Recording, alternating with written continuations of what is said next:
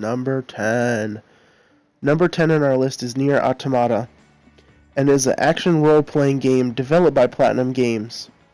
Set in the midst of a proxy war between machines created by outerworldly invaders and the remnants of humanity, the story follows the battles of a combat android, her companion, and a fugitive prototype.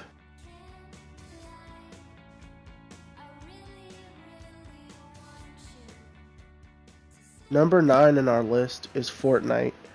Fortnite is a co-op sandbox survival game developed by Epic Games and People Can Fly. Save the World mode is the campaign in this game, and it's pretty much a spawn and grab as much crafting material as you can. Play the objective and build around or to the objective while fending off the creatures that attack you. Multiplayer is Battle Royale, King of the Hill PUBG style. I've played dozens of hours on both modes, and I can honestly say the bulk of my time does go to the Battle Royale mode. It's great for what it is. Nothing gets your heart pumping like those last 10 people, especially if you're playing solo. But I like to say that whenever you do play, it's best to be played as a squad, as it is more fun. Next up is Injustice 2. Now, while the story mode on this game isn't exponentially long, it's great for what you get, and you do sort of have a replay value with having to go back to beat it with the opposite character that you originally didn't pick. Now, also with the loot boxes, or mother boxes as they're called on here, they give you gear as well, so it does give you sort of a sense on you need to play longer in order to make your character look as awesome as possible.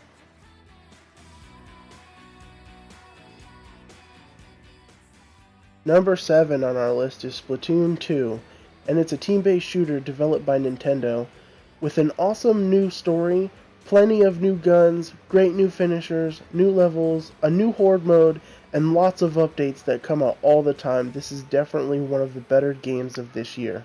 Especially if you have a Nintendo Switch, this is a must-have.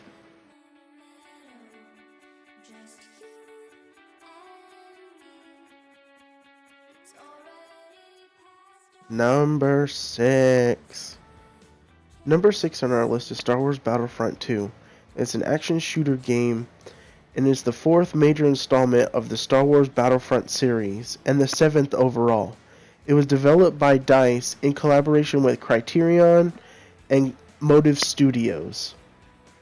Now, even with its craziness and overall ridiculousness of the loot boxes, this is still a great game. While the campaign is extremely short, at being maybe around 7 hours, 8 tops, it's still a fun ride, and I'd say it's worth a shot. Multiplayer is still amazing, and I was very much surprised on how much I actually love the space combat in this game. Number 5. Number 5 on our list is South Park: The Fractured But Whole. It's a role-playing game developed by Ubisoft San Francisco in collaboration with South Park Digital Studios. South Park is back and better than ever with a new style of combat and a hilarious take on superheroes. It's all that you can ask for in an RPG as well as a South Park game, even if you're not necessarily a fan. It's still fun, from your farting superpowers to the lava Legos. It's definitely one of the better RPGs of this year. It doesn't have the 100-hour gameplay that we're used to in RPGs, but you're definitely going to be playing it for a while, at least about 20 hours, if not more. And what else can you ask for from the guys over at South Park Studios? It's just sad that they didn't have a deluxe version this time around, because I would have loved a special Coon figure to go along with my Wizard Cartman. Number 4 on our list is Mario plus Rabbids Kingdom Battle, and it's a turn-based tactical role-playing game developed by Ubisoft. When this game was first announced, I was really surprised. We heard rumors, but I didn't think it was actually going to happen. This is a game not made by Nintendo, which already puts it in a weird place, but I can surely say that I love this game. I'm not a particularly big fan of XCOM, but I am a big fan of this series, and I really do hope that it comes out with a sequel. As weird and over-the-top as the Rabbids normally are, with this, they tone down the nature, and I feel like it fits them a lot better. Everything about this game was well done between combat, level design, and bosses.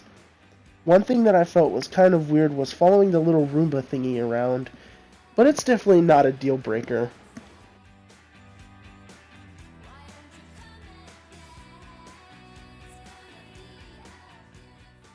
Number 3. Number 3 on our list is Middle-earth: Shadow of War, and it's an action role-playing game developed by Monolith Productions and published by Warner Brothers Interactive. Now, if you love Shadow of Mordor, then this is a must-have. All of your favorite things about the first game have been revamped. It's got your old favorite powers as well as a bunch of new ones, and it has dragons, okay? Dragons. And with people putting in a good 70 to over 100 hours of time, it's definitely got value. Number 2, Horizon Zero Dawn. Horizon Zero Dawn is an action role-playing game developed by Guerrilla Games. This game definitely caught my eye when it was announced. Weird robotic dinosaurs, post-apocalyptic future. That's not a desert wasteland? Yes, please. This was one of those games that started off very captivating as you play through as Aloy when she's younger and progresses until she's an adult. I really liked the trial area of the game because it made you feel like you were striving towards something greater, or training, as you will, to take on these huge robotic beasts. And although the end of the story did leave much to be desired, it wasn't the worst ending, but I do hope that there will definitely be a sequel, as it is a must-have for any person who loves great adventure games.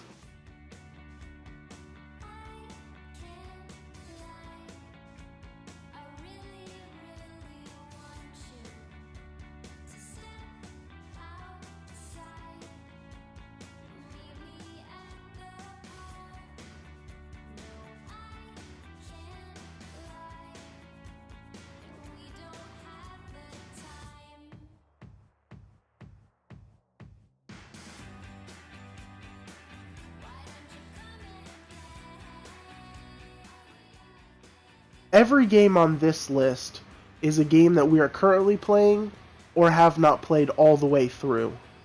So these are more or less just recommendations. Now let's get on to our number 1 game. Number 1! Spooky. Legend of Zelda Breath of the Wild is our number 1 game. No other game on this list captivated my imagination as well as this game did. This was the very first game on our channel that I rated and rated a perfect score. A game so good that I just had to do it. Granted, it has its problems like every other game does. No game really and truly is a complete perfection. This is the most fun I've had on a game in a long time, and it was an absolute joy and a blast to play. This game at one time sold more copies than the system itself. With DLC still coming out, it's still a great game to play. Hold on. I think I might just go start a new adventure. Thanks for watching, guys. If you're new here, be sure to hit that subscribe button and like our video. Later.